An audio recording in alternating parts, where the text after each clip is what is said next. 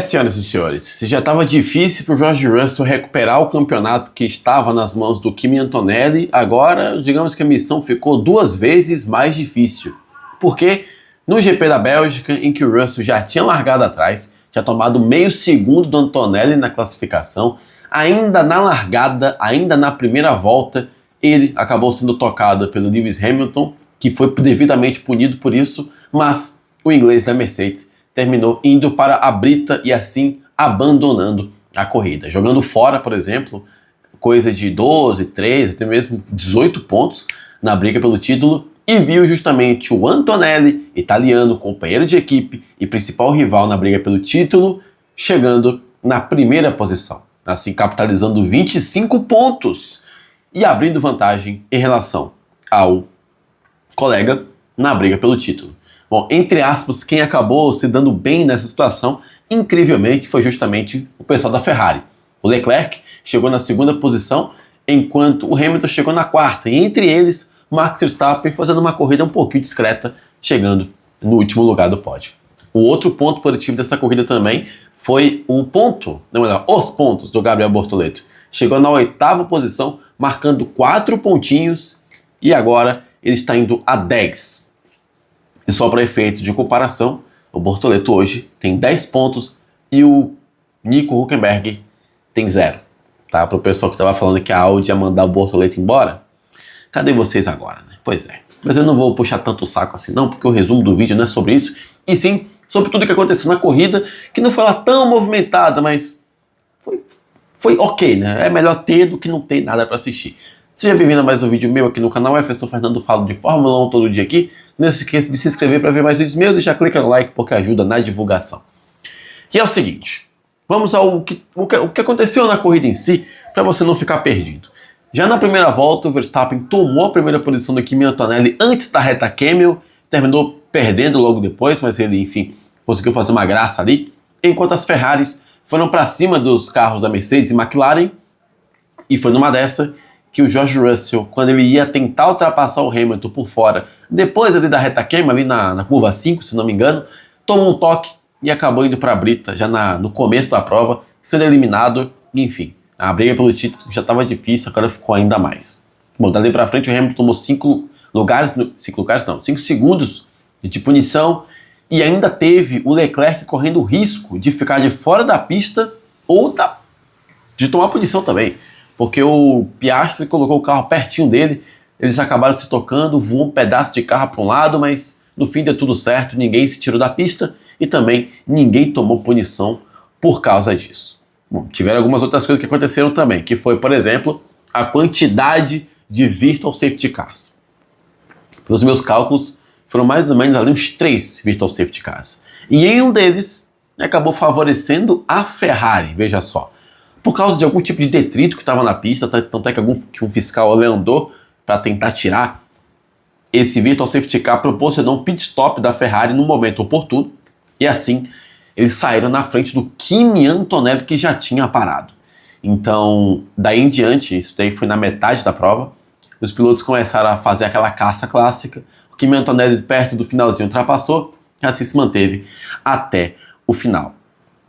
Bom, enquanto esses dois estavam brigando lá na frente, o Max Verstappen fazia uma corrida correta, talvez ele tenha sido o principal prejudicado do Virtual Safety Car, mas ele fez uma ótima corrida, ele fez uma corrida muito segura, muito correta, já diria o Colombano lá do Que Pode Isso, que a gente estava fazendo live reagindo à corrida. Outro que fez uma corrida correta também foi o Lando Norris, que classificou em terceiro, tomou 10 lugares no grid e também chegou lá na frente, chegou na zona de pontos, ótimo resultado para ele também, enquanto o Piastri acabou sendo ultrapassado pelo Norris, acabou sendo um pouquinho exposto, mas ok, dá para passar, porque essa primeira metade do campeonato da McLaren a gente finge que se importa.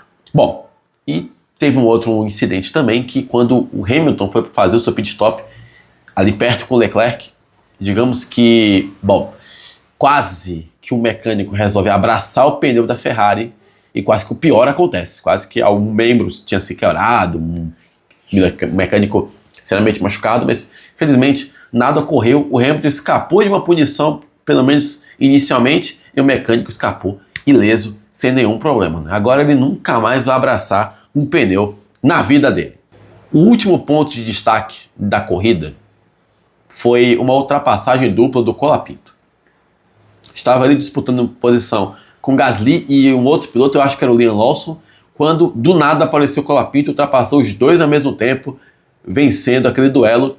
E aí fica outra curiosidade também, que é a Argentina e a Espanha, que vão se enfrentar na Copa do Mundo, já começou com 1-0, já que o Colapinto pontuou e o Sainz não, né? O Alonso não conta porque está pilotando um Aston Martin, um dos piores carros da história. Se a gente for analisar o contexto, talvez o pior que a Fórmula 1 já teve. Vamos às posições. Russell abandonou, Pérez abandonou com problema na suspensão e o Stroll abandonou porque, enfim, o carro é ruim. Alonso tomou 2 voltas, 19º, Bottas tomou uma volta, 18º. O Ocon, que teve problemas do seu pneu, ainda voltou na frente desses caras. 17º, 16º para Carlos Sainz, 15º para Albon, 14º para Berman, 13º para Hülkenberg, Lawson e Gasly. Esses não pontuaram. Agora vamos para o top 10. Colapinto em 10º, Lindblad em 9º, Bortoleto em 8º, 7º para Lando Norris, 6º para Isaac Hadjar, outra corrida correta que ninguém está falando, super discreto o Hadjar também nessa temporada. O Oscar Piastri em 5º, Lewis Hamilton em 4º, depois da punição de 5 segundos, Max Verstappen em 3º, Leclerc em 2º e Kimi Antonelli na primeira posição. E agora falando do campeonato, senhoras e senhores, digamos que a coisa até complicou para o George Russell, tá? Se já não estava complicado, agora piorou de vez. Porque, bom, depois do Russell falar que ele estava com um probleminha de potência, vamos dizer assim, digamos que ele tinha usado toda a bateria ali na hora da largada, e quando chegou na reta principal ele estava com 0 e foi um alvo fácil para todo mundo. Ele foi sendo ultrapassado por todos e acabou que o Hamilton e ele se encontraram ali, enquanto um tentou defender, o outro tentou atacar. Bom, eles acabaram se chocando. Bom, agora que ele já foi eliminado, o Antonelli está com 204 pontos, está com quase 50 pontos em relação ao Hamilton. Pelos meus cálculos aqui, é coisa de 55 pontos. Mas 55 pontos em relação ao Hamilton e 50 pontos em relação ao companheiro George Russell. Coisa de 2 corridas. Já diria o Toto Wolff no GP da Inglaterra de 2021. A diferença entre eles dois são 2 DNFs para o Antonelli. E a julgar a confiabilidade da nossa querida Mercedes, não é algo muito absurdo, não. E também a julgar o azar do Russell, a coisa também não é lá tão fácil, né? Então vai ficar por aí mesmo. Bom, daí pra frente nós temos Leclerc, Norris e o resto que a gente não se importa. Tem o Verstappen aqui com 91 e quando a gente desce tem o Bortoleto com 10 pontos, ultrapassando enfim o Carlos Sainz de vez, não ficando mais empatados. Enfim, se a gente achava que o campeonato poderia ter ficado mais acirrado depois do Leclerc ter ganhado e da chance do Leclerc ter novamente ganhado essa corrida, porque sim existiu essa chance, talvez tenha sido sepultada hoje. Eu não quero cometer o mesmo erro que a gente cometeu lá em 2025, quando o Norris abandonou no GP da Holanda, e a gente falou que tinha acabado o campeonato ali, porque a distância dele pro Piastri, eu acho que era coisa de 100 pontos, algo assim, era mais ou menos isso. Na verdade não era assim de 100 pontos, era tipo 70, algo, enfim, era um cenário um pouco parecido.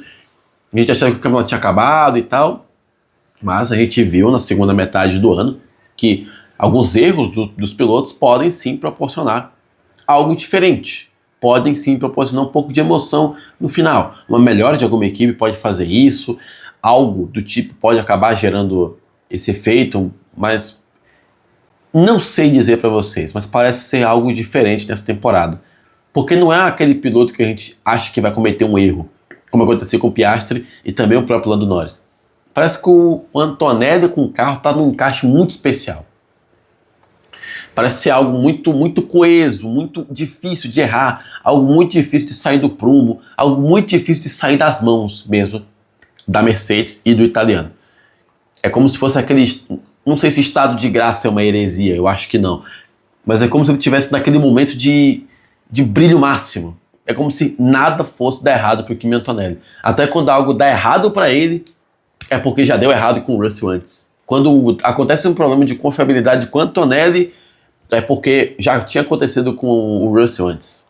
Então, eu acho que dessa vez, mesmo com a distância ainda sendo pequena, mesmo com muitas corridas ainda para serem feitas, Eu acho que, não vou nem dizer que o título do Antonelli está garantido, mas eu acho que a vitória do Antonelli sobre o Russell está garantida. Espero estar errado ou não no final da temporada.